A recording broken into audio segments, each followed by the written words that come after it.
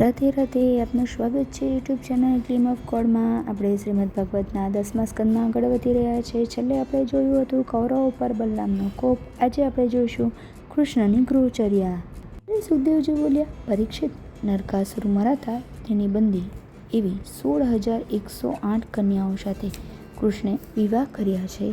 એવા સમાચાર સાંભળી નારદજી કૃષ્ણની રહેણી કરણી જોવા દ્વારિકા પહોંચ્યા। આટલી બધી રાણીઓ સાથે કૃષ્ણ કેવી રીતે રહે છે એ જાણવા માટે સૌથી પહેલાં એ રૂકમણીના મહેલમાં પહોંચ્યા। ત્યાં કૃષ્ણ પલંગ પર બેઠા હતા અને રૂકમણી એમને પંખો વીઝી રહી હતી। નારદને જોઈ કૃષ્ણ ઊભા થઈ ગયા અને તેમના ચરણોમાં મસ્તક નમાવી એમને પ્રણામ કર્યા અને એમના ચરણ ધોયા। ત્યારબાદ એમની શાસ્ત્રોક્ત વિધિથી પૂજા કરી, તેમનો યોગ્ય આદર સત્કાર કર્યો। પ્રસન્ન થયેલા નારદજી ભગવાનના ગુણગાન ગાતા ગાતા બીજી રાણીના ભવનમાં પહોંચ્યા તો કૃષ્ણ ત્યાં ચોસર રમી રહ્યા। નારદને આવેલા જોઈ એમણે રમત બંધ કરી અને નારદનું સ્વાગત પૂજન કર્યું। પછી બોલ્યા, હે નારદજી, તમે ક્યારે આવ્યા? તમે પ્રસન્ન તો છો ને? પ્રભુની આવી લીલા જોઈ નારદજી ચકિત થઈ ગયા। ત્યારબાદ નારદજી ત્રીજા ભવનમાં પહોંચ્યા તો ત્યાં કૃષ્ણ બાળકો સાથે રમી રહ્યા હતા। ચોથા ભવનમાં ગયા તો કૃષ્ણ સ્નાન કરવા જતા હતા। આવી રીતે નારદ વારાફરતી બધી રાણીઓના ભવનમાં ગયા તો પ્રત્યેક જગ્યાએ એમણે કૃષ્ણને જોયા।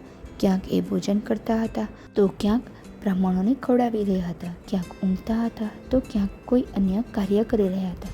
યોગેશ્વર ભગવાન શ્રી કૃષ્ણની આવી ઐશ્વર્યવાળી યોગ માયા જોઈ નારદજી આશ્ચર્યમાં ડૂબી ગયા અને પછી હાથ જોડી સ્મિત કરતા બોલ્યા, હે યોગેશ્વર, હે આત્માદેવ, હું તમારી માયામાં અટવાઈ ગયો છું, વ્યાકુળ બની ગયો છું। મારી રક્ષા કરો અને મને તમારું વાસ્તવિક સ્વરૂપ બતાવો। આ સાંભળી કૃષ્ણ બોલ્યા, મારી માયા ઘણી જ બળવાન છે, એમાં અટવાયેલો મનુષ્ય તત્વજ્ઞાન નથી પ્રાપ્ત કરી શકતો।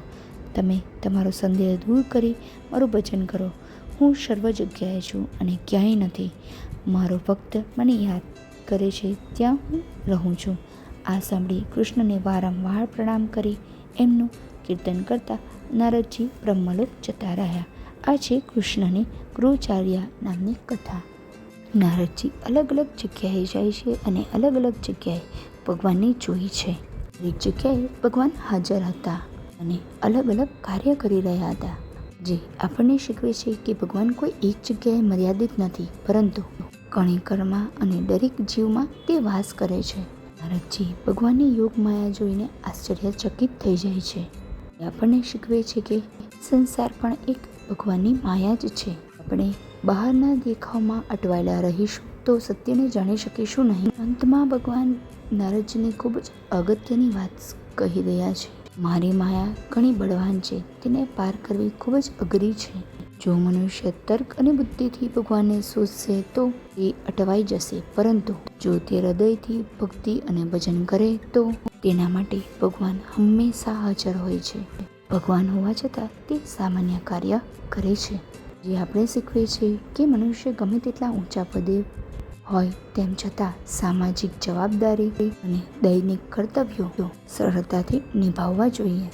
અંતમાં એટલું જ કહીએ કે ભગવાન માત્ર મંદિરમાં જ નહીં પરંતુ આપણી આસપાસ, આપણી અંદર છે।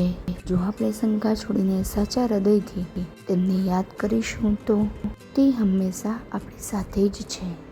જો આપને આ વિડીયો પસંદ આવ્યો હોય તો વિડીયોને લાઈક કરજો, શેર કરજો અને ચેનલને સબસ્ક્રાઈબ કરવાનું ભૂલતા નહીં। સૌને જય શ્રી કૃષ્ણ।